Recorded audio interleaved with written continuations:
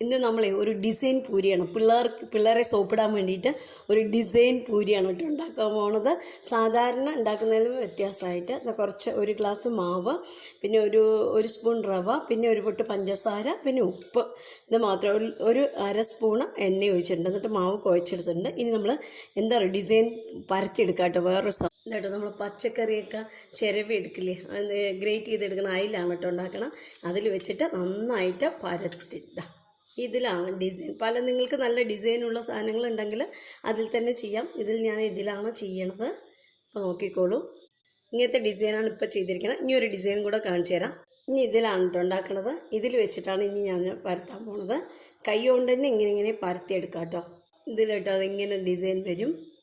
എന്നിട്ട് എണ്ണ ചൂടായിട്ടുണ്ട്, ആയിരിക്കും നമ്മൾ വറുത്ത് കോരാട്ടോ. നമ്മുടെ ഡിസൈൻ പൂരി വറുത്ത് കോരിയിട്ടുണ്ട്. ഇനി ഒന്നും കൂടെ വറുത്തെടുക്കാം കേട്ടോ. അപ്പോൾ നമ്മുടെ ഡിസൈൻ പൂരി